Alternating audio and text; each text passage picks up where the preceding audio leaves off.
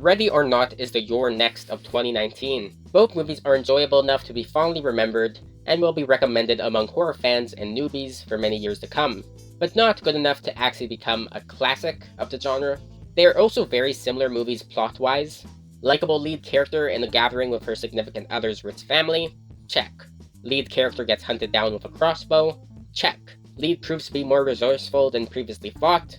Check. And of course, the films are both lighthearted with elements of comedy throughout, while still being tense and exciting when it needs to be. I love the running joke where all of the servants start getting killed off, mostly by accident.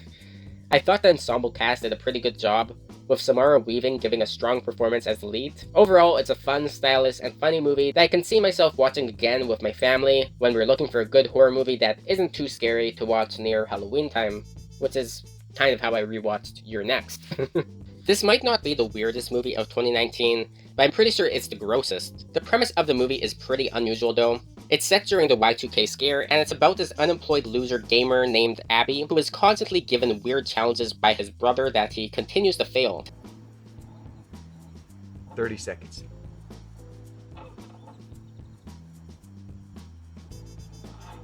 Abby, you can do this.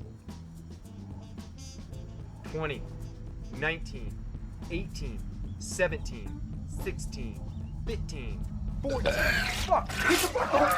His brother gives him one last challenge to prove himself. Beat a supposedly unbeatable level of Pac-Man before Y2K without leaving the couch. The movie stays with Abby in his apartment on his couch for the entire runtime, and consists of him getting visited by various people, including a fumigation team, and attempting to survive without leaving the couch. As a result, the movie can get a bit repetitive and drag at points, but each scene ups the grossness and absurdity level, and the fantastic ending makes the disgusting journey worth the wait. Joshua Bird's performance as Abby is honestly pretty damn good, and I think the movie did a pretty good job of humanizing him while still showing just how gross he is. This movie will definitely stick in my memory, if only because of how gross it is.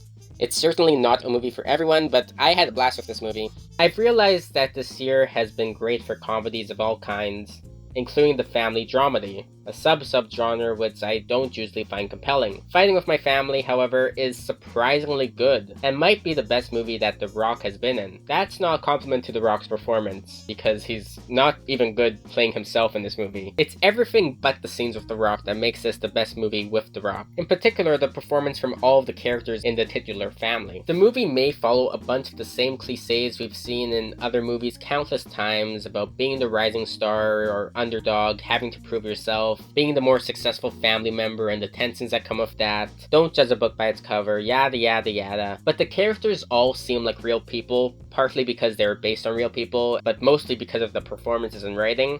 So it's easy to look past all these familiar plot points and enjoy it for what it is. Okay, best laugh of 2019. Joaquin Phoenix or Matthew McConaughey?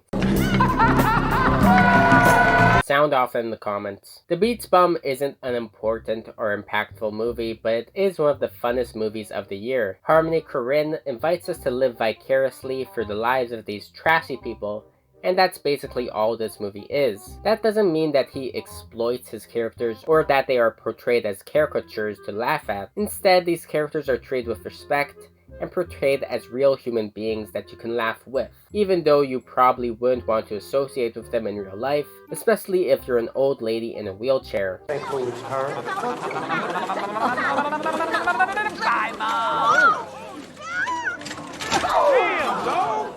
just kidding, sweetie. That's not my mom, you know that. If you're still on the fence on whether this movie is worth your time or not, watch Spring Breakers first. The Beach Bum has even less to it than Spring Breakers, and is more of a day-in-the-life movie, so if you hate Spring Breakers, which is an understandable reaction, I totally get you, you probably would hate The Beach Bum too.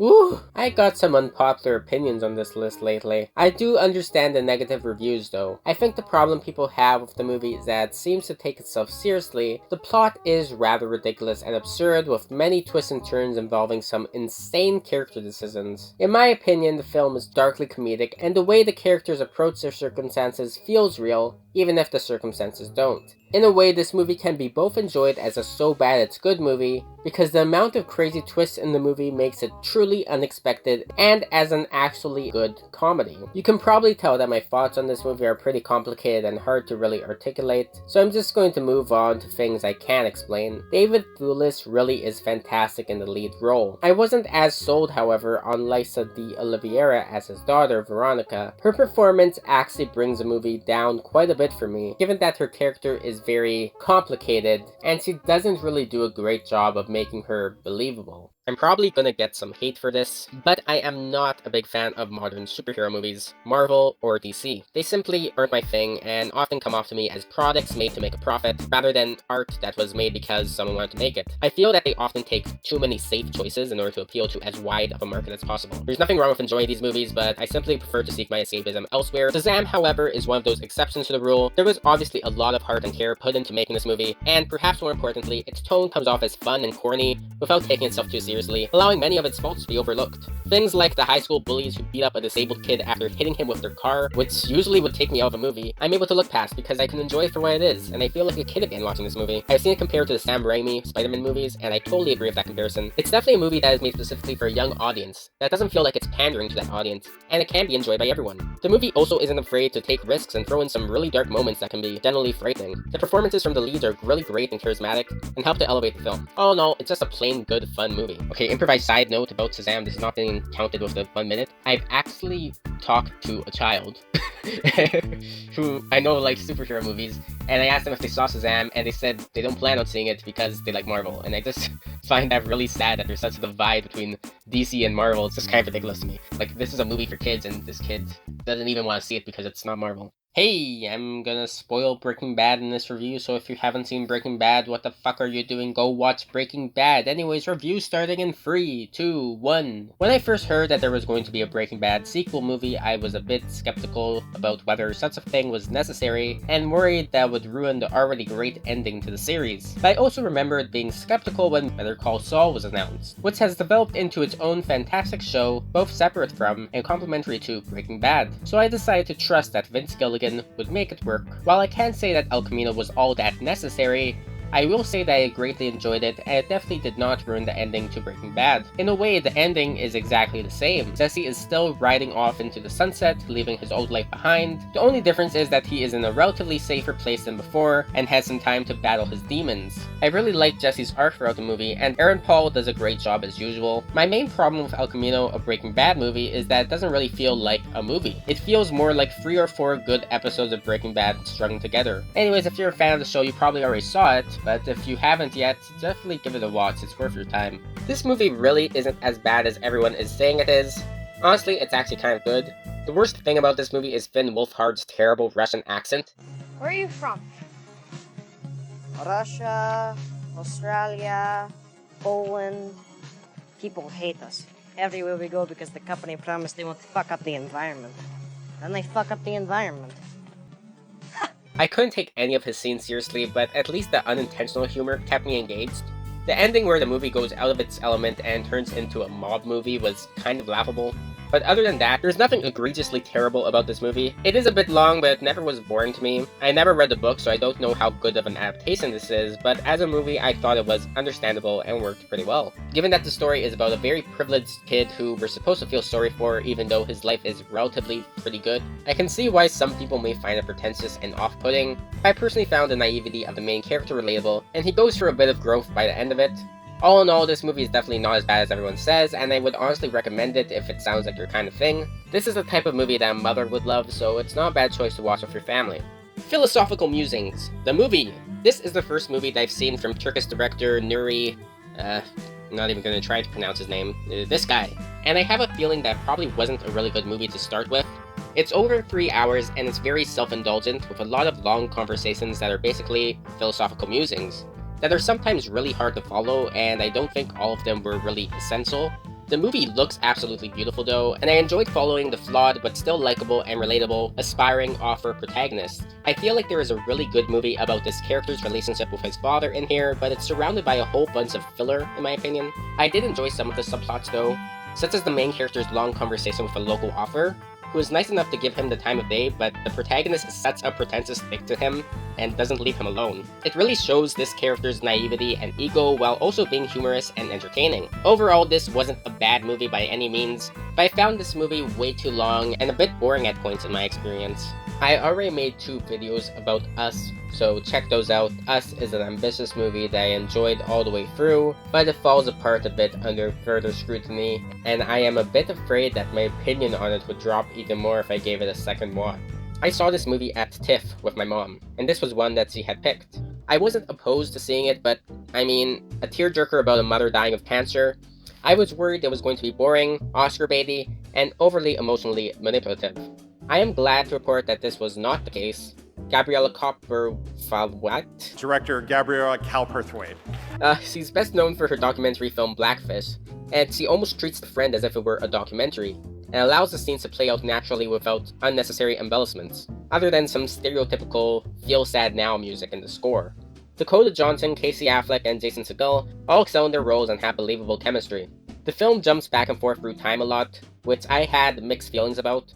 On one hand, it gives us an emotional roller coaster. On the other hand, it is kind of jarring, and it makes it really obvious that the children don't age for like 4 to 5 years. I personally did not cry. It takes a lot for me to cry, but when Going to California started playing, I was pretty damn close. This movie is so dreamlike that I can barely remember it, aside from a few visuals that really stick out in my mind. It's a good movie. My heart tells me that it belongs in this place on the list, but I watched it quite a while ago and my brain can't really remember many of the reasons why. I just know it looks beautiful, and it's about a Ghanaian girl and her relationship with her father. It's definitely a very slow visual experience, but it does have a plot and is grounded in realism, with some spellbinding fantasy and dream sequences. So if that's your type of thing, I definitely recommend watching it. Tigers Are Not Afraid is a really interesting and unique movie that has been described as a dark fairy tale about a group of Mexico City orphans who find themselves in a conflict with the cartel when a young girl who possesses magic chalk that is able to grant her 3 wishes that one of their leaders is dead. All of the child actors are fantastic and play off each other naturally. The sets and location really enhance the realism. The majority of the movie is essentially a drama about how these young children are affected by the Mexican drug war, but the magical and horror elements are what really makes this movie stand out. I completely agree with comparisons to Pan's Labyrinth, The Devil's Backbone, and even The City of God. Despite all these inspirations, the film still has its own unique voice. My main problem with the movie is that it had some pacing issues, and the main conflict within the group of orphans could sometimes get repetitive, but overall this is a really impressive debut feature film. The movie that we did not need, but will gladly accept anyways. Toy Story 4 may look like a desperate attempt to reboot a beloved film franchise that already got wrapped up in a satisfying way. It's possible that it started out that way, but in reality, Toy Story 4, like Shazam, has a lot of heart behind it and is a lot of fun, and wraps things up again with another even more satisfying conclusion. We didn't need to get a movie about toys having an existential crisis. We didn't need to see Woody coming to terms with being undesirable now that he has largely fulfilled his purpose. We didn't need to see these characters contemplate starting a new chapter in their lives and finding a new purpose. We didn't need a Toy Story 4, but I'm glad that we got it. Anyways, the movie's pretty good. It's well paced, had compelling and interesting characters, both old and new, had a great score, and most importantly was entertaining and enjoyable for both kids and adults. I do think Key and Peele were kind of out of place though, and I didn't really find their characters all that funny, but other than that, pretty good. Oh boy, another movie that a lot of people hated that I actually liked. I think this movie's rating kind of suffered from the misleading marketing. I feel like if everyone who saw the movie actually knew what they were getting into, a bunch of people wouldn't have even bothered watching it. The trailer makes it look like a star-studded zombie land, but this is a Jim Jarmusch movie. I've only seen one of his movies, Coffee and Cigarettes, which is apparently not one of his best movies, but it kind of gave me an idea of what to expect from the humor of this movie. Dead Don't Die has a very, very dry sense of humor, and not a lot actually happens. The fact that nothing really happens in the movie is kind of one of the jokes of the movie. Most of the movie is dedicated to developing this cast of quirky small-town characters, kind of like season 2 of Twin Peaks, but in a good way. It does have a star-studded cast, but some of their roles are nothing more than cameos that have no point, which once again, kind of is the joke. The stars of the film are Adam Driver and Bill Murray, who have great on-screen chemistry, but Tilda Swinton's Scottish ninja mortician steals the show with all her scenes. I found it hilarious, but that's just me. Eddie Murphy is his name, and starring in a bunch of bad movies is his game. Until now, that is. I'm not familiar with the works of Rudy Ray Moore, but I am familiar with a number of blaxploitation movies, and I think that helped me appreciate the movie a bit more and understand what Rudy Ray Moore was trying to do. Not that his motivations aren't explained well in the film, I just think the average person who doesn't even know what blaxploitation is might not get much out of it. It's a really charming and enjoyable story about someone chasing their dreams no matter what. Like I said in my review of Fighting With My Family, the plot beats of every rags to riches story is in here, but it's made interesting here because we are given a rather unusual subject to follow who helped revitalize dying cultural traditions and give media representation to the people in his community. Eddie Murphy is also really great in this movie, definitely a comeback for him. This movie made me excited to check out some of the movies from the real Rudy Ray Moore now. This was a long time coming. Terry Gilliam was trying to make this movie since forever. After so much trouble over the years and extensive rewrites, it's not only a miracle that we actually got to see this movie, but that it's actually good. It isn't one of the greatest movies ever made, and it's a tad bit too long in my opinion, but this movie is classic Gilliam all the way through. It's a lot of fun and really captures the spirit of the novel while also adding an element of meta humor. Adam Driver and Jonathan Pryce are great in this movie and have fantastic comedic chemistry. Like the book, the movie doesn't really have a plot and is mainly just episodes of Quixote and his panza dealing with the less good-natured people around them. In the last third of the movie, the plotlines came together in a way that was kind of messy in my opinion. This movie kind of feels like it should have came out 10 years or so ago. Stuff like Driver's character being scared that the Muslims are terrorists seems even more silly in 2019, which I guess is kind of the point. The movie also looks pretty great from a cinematography perspective, but suffers from mediocre editing. Overall, it's a mixed bag, but I mostly had a positive experience with it, and I'm happy for Gilliam that it got made. Takashi Miike is an incredibly prolific filmmaker. You never know what you're gonna get with a Miike film. First Love is a really fun movie about a young man who gets a cancer diagnosis and decides to help out a young girl who is being pimped out by the Yakuza. There's a large ensemble of many interesting, quirky, and weird characters. Miike really excels in being able to give each character a moment to shine, even though some of them only have a short amount of screen time. It all ends in a climatic gun and sword battle sequence where all the characters basically kill each other off. It's just a ton of fun with a lot of strange Japanese humor, and I really enjoyed it. Hustlers is a Goodfellas wannabe based on the true story of a bunch of down-under-luck strippers that decide to make money by drugging rich guys, charging up their credit cards, and then splitting the money. It's a crime that is easy to get away with for them, as many of these men are in no position to go after them, as it would embarrass them at best and expose them at worst. Of course, things never stay simple, and greed takes over and the crimes are escalated. While the comparisons to Goodfellas are apt, if you are going to copy another movie, copying a masterpiece isn't a bad idea. Joker also paid homage to Scorsese, but was so well executed that it didn't really matter. Now don't get me wrong, Hustlers is still a very well executed movie, but compared to the works of Scorsese and even to Joker, it's not that memorable or impactful. Jennifer Lopez is actually pretty good in this movie. I wouldn't say she's a great actress overall, but I think she was given the perfect character to play here and she gave a solid performance. I honestly think that she gave a better performance than Constance Wu as the lead. The cameos from Cardi B and Lizzo didn't feel out of place or distracting. Overall, this is a solid movie. It's not amazing or a classic or anything, but it's an enjoyable movie and I would still recommend it. Free From Hell is the third movie in a Rob Zombie trilogy, following a fucked up Chainsaw Massacre-esque family. While I'm not the biggest fan of Rob Zombie as a director, he has a very particular style that was very out of place for the Halloween remakes, but perfect for these three movies. The Devil's Rejects is his best movie in my opinion, and its continuation, Free From Hell, more or less successfully recaptures what made that movie good, despite the untimely death of Sid Haig. I wouldn't call this movie necessary, but it is a lot of fun in a dark, morbid, disturbing way. The movie is a bit disjointed, and it doesn't really get going until the three are all together again, which doesn't happen until halfway through the movie. In the first 2/3 of the movie, they indicate that Baby is even more crazy than usual, and I thought that that was going to be a major plot point in the last act of the film, but it's kind of just dropped, and once the team gets to Mexico, she actually seems a bit more level-headed. One has to wonder what this movie would have been like if it didn't have to get rewritten and reshot due to Sid Haig's illness. Rest in peace, Sid, you beautiful monster. I saw this at TIFF with my mom. It was the world premiere and the only seats I can get were so far back that I was like watching the movie on a fucking telephone.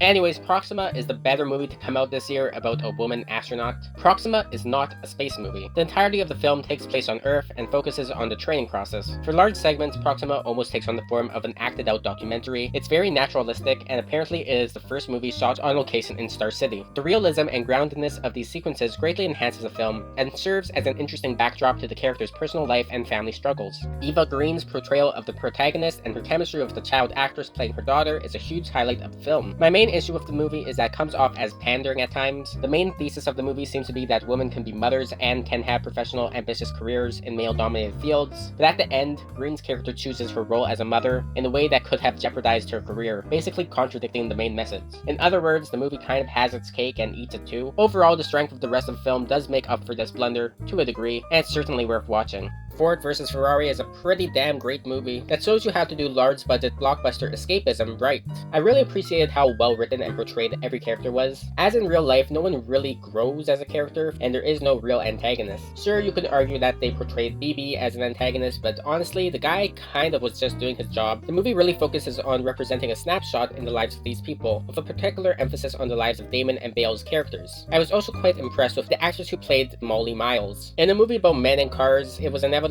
that the wife character would be underdeveloped, but her performance does a really good job of adding a little bit of depth to the character. It's also great on the technical level, with some really fantastic and intense race sequences. You don't have to be a car person to get sucked into this movie, as the characters, writing, performances, and direction are all compelling on their own. It makes you understand why these people are so passionate about cars and racing. The only reason this isn't further up the list is because I don't think it's very memorable or impactful, but I do not regret watching it, and I can definitely see this being high on many people's end of the year list, so I would still highly recommend it.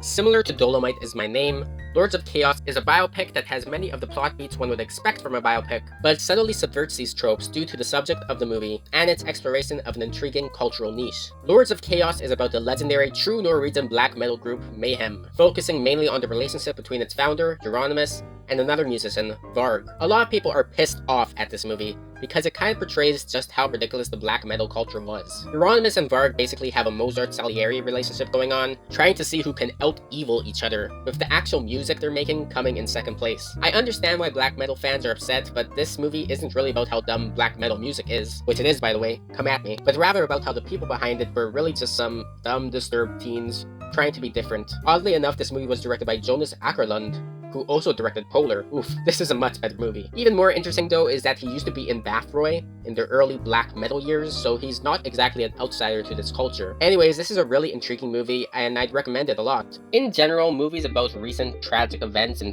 terrorist attacks usually seem in poor taste to me, and are often emotionally manipulative and biased in the type of characters it chooses to follow. Hotel Mumbai, however, is one of the most tastefully done and humane movies of its kind. While it does follow some of the white tourists that were in the hotel at the time, it also gives equal weight to the plight of the hotel employees and even gives some humanity to the terrorists without crossing a line into being morally irresponsible. We see just how young and brainwashed these terrorists were. Despite showing the human aspect to these people that committed terrible slaughter, there is never a Hollywoodized change of heart moment, and the movie doesn't portray their acts as justified in any way. Instead, it treats the situation realistically and acknowledges its complexity.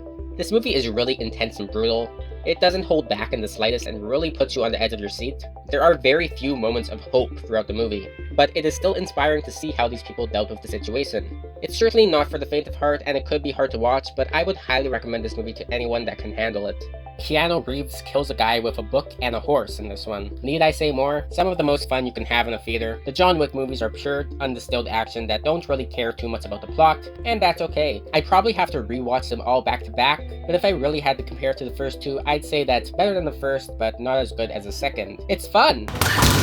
Daniel Isn't Real is the debut feature film from Adam Egypt Mortimer, a man with 3 names, 2 of which are first names, and 1 of which is a country. With a name like that, you just know this guy is destined to be the next great auteur director.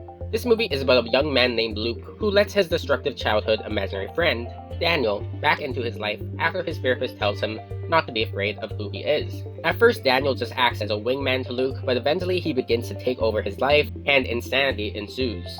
While the plot may have been done before, such as in Fight Club, this movie fully commits to how weird the situation is, with some really great unhinged and entertaining performances from Patrick Schwarzenegger as the menacing Daniel, and Miles Robbins as Luke. Overall though, this movie is a really entertaining and ambitious film that I would highly recommend, as it is balls to the walls insane, and I'm excited to see what this director does next. Elizabeth Moss stars as a punk rocker who's stinky, she's a smelly girl. I know it's supposed to reference punk rock album titles, but it's a bit off-putting as a title to a movie. The odor of the main character is never actually brought up in the movie, but in a way, the character does have an aura around her that metaphorically stinks. In the opening 20 minutes of the film, we follow around Moss's character, Becky Something, backstage after a show as she yells at everyone, performs rituals with a shaman, and spouts out total nonsense. The character is a chaotic and unpredictable drug abuser who is the mother of a baby. There's a lot of tension in these scenes as you never really know when she might lash out and hurt herself, her baby, or others, and the unrelenting synth score adds to the anxiety. The later half of the film deals with overcoming guilt, trying to rebuild and restart relationships, and attempting to return to the stage and perform once more. It's a really interesting and well done character study of an addict with a believable arc throughout, and I would definitely recommend it. More like Dad Astra, because Brad Pitt is looking for his dad. Yep, that's a completely original joke I just came up with now. Speaking of dads, my dad actually saw this movie in theaters before I did, and he absolutely hated this movie, and I totally understand why. This movie suffers from misleading marketing that makes it look like a space action movie, while in reality, it's a really reflective and mellow thinker about a depressed astronaut.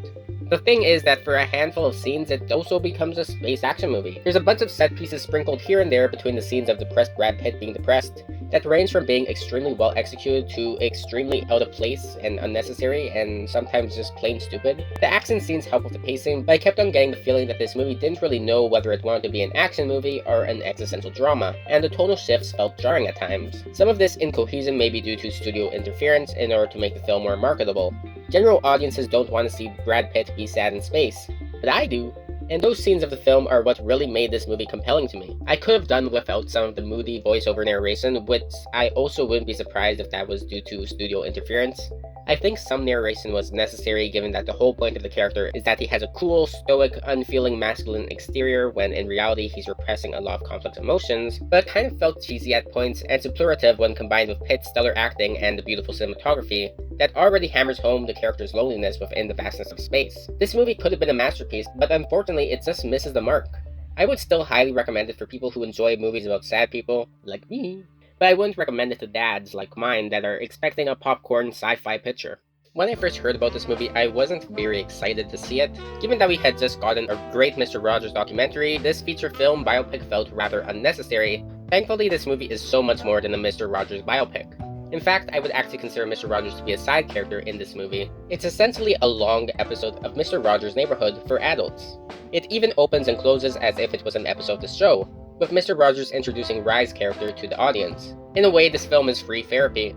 It's all about dealing with your feelings, a lesson that is important to teach children, but also perhaps more important to remind adults. Rogers' philosophy is acceptance of all the things that make us human, the good and the bad. Tom Hanks gives a great performance here as Mr. Rogers. It's very easy to cross the line into portraying such a character as being a saint, but the film gives us lots of reminders that Mr. Rogers was human and that he got upset and sad sometimes. There's an absolutely powerful scene that ends the movie that really hammers that point home. This movie really was a pleasant surprise for me, and I am really glad that it wasn't just your standard biopic and tried something new. Similar to the Burial of Kojo, I feel like I dreamed this movie, and I'm not sure if that's a good thing or a bad thing because it's a very dreamlike movie. Thankfully, I wrote some notes about things I liked about it after seeing it at TIFF. It starts and ends bombastically with lots of violence, absurd humor, and blood, but slows down drastically in the middle, taking on a hypnotic and deliberate pace. The director's previous film, Black Coal Thin Ice, was intended to be a film that has an art house style with a standard, familiar plot in an attempt to make art house sensibilities more accessible to a general audience. While Goose Lake appears to do the same thing with the gangster on the run from the gang plot, yet decides to add a bit more absurd humor into the mix. The middle section of the film is very similar in style and pacing to the entirety of Black Coal Thin Ice, but the beginning and ends of the film feel a bit more kung fu hustle. It's the best of both worlds that when put together makes for a thoroughly bizarre but entertaining and rewarding experience. The film is beautiful to look at. There's some really great action set pieces, as well as some beautiful shots from the slower middle section that are vivid in my mind. I will definitely need to watch this one again to cement my feelings on it, but I would still recommend it.